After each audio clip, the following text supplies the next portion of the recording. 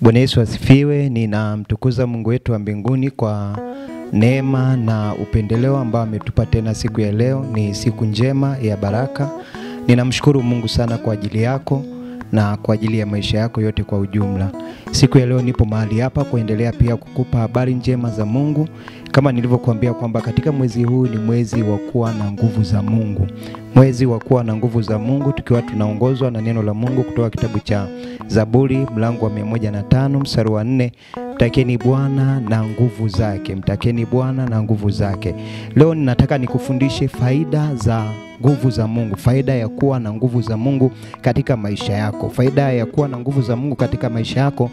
Faida ya kwanza ni kuwa na ujasiri wa kipekee sana kwenye maisha yako. Ukiwa na nguvu za Mungu lazima uwe jasiri, kwa sababu mtu mwenye nguvu za Mungu hawezi akaogopa, hawezi akawa na hofu, kwa sababu anatawaliwa na nguvu za Mungu. Na kama anatawaliwa na nguvu za Mungu, ujue kabisa ya kwamba ujasiri upo ndani mwake. Lakini kama hana nguvu za Mungu, hawezi akawa na ujasiri. Hawezi ukaniambia kwamba una nguvu za Mungu, lakini roho ya hofu imekutawala, roho ya uoga imekutawala, na roho ya mashaka imekutawala. Kwa hiyo ili tuweze kuona matokeo ya nguvu za Mungu ndani ya maisha yako, ni lazima tuone kwamba ujasiri pia upo ndani ya maisha yako. Ukienda kusoma kitabu cha Zaburi mlango wa 27 mstari wa 1, anasema Bwana ndiye nuru yangu na wokovu wangu, nimuogope nani? Bwana ni nuru yangu na wokovu wangu, nimuogope nani? Kwa hiyo hauwezi ukaogopa magonjwa, huwezi ukaogopa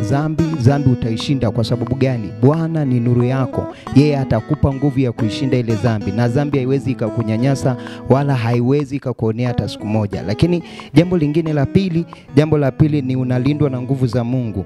Unalindwa na nguvu za Mungu. Ukiwa na nguvu za Mungu ndani ya maisha yako, uwe na uhakika kuna ulinzi ambao uko ndani mwako. Na huo ulinzi wa Mungu ukikulinda, una matokeo makubwa sana, kwa sababu hakuna kitakachoweza kukuzuru kwenye maisha yako. Hakuna nguvu zozote za kiganga, za kichawi ambazo zinaweza zikakuzuru kwenye maisha yako. Iwe ni kwenye uchumi wako, iwe ni kwenye huduma yako, au hata kwenye elimu yako, au kwenye kazi yako unayofanya hapo ofisini. Kwa nini? Kwa sababu unalindwa na nguvu za Mungu. Ndio maana ukienda kusoma neno la Mungu, kuna maandiko yanayosema kwamba tunalindwa na nguvu za Mungu kwa njia ya imani. Kwa hiyo ukiwa na nguvu za Mungu, unapata uhakikisho wa kulindwa na nguvu za Mungu. Lakini jambo lingine la tatu, unashinda vikwazo na majaribu. Faida ya Mkristo mwenye nguvu za Mungu, ana uwezo wa kushinda vikwazo na majaribu, kwa sababu majaribu kwa Mkristo ni jambo la kawaida. Lakini hauwezi ukakwepa majaribu kama una nguvu za Mungu. Kama una nguvu za Mungu, una uwezo wa kushinda yale majaribu yanayokuja kwenye maisha yako. Yanaweza yakaja majaribu kwenye eneo la kiuchumi, yanaweza yakaja majaribu kwenye eneo la kihuduma, yanaweza yakawepo majaribu pia kwenye eneo pia la kifamilia.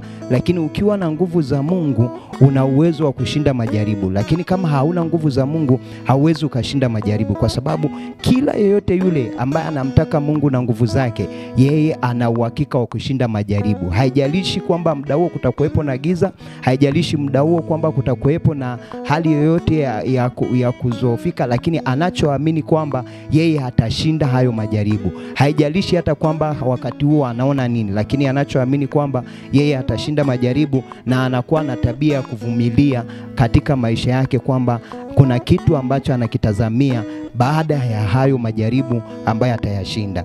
Jambo la tatu ni nguvu za Mungu inakusaidia kuwa mvumilivu na pia kushinda majaribu.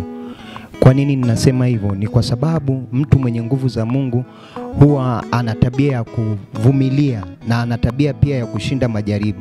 Hana tabia ya kuogopa majaribu, bali ana tabia ya kuyashinda yale majaribu, na mwisho wa siku anaibuka mshindi, kwa sababu zile nguvu za Mungu zinamfanya kushinda. Na ndio maana ukisoma kwenye kitabu cha Wafilipi mlango wa 4 mstari wa 13, neno la Mungu linasema na yaweza mambo yote katika yeye anitiaye nguvu.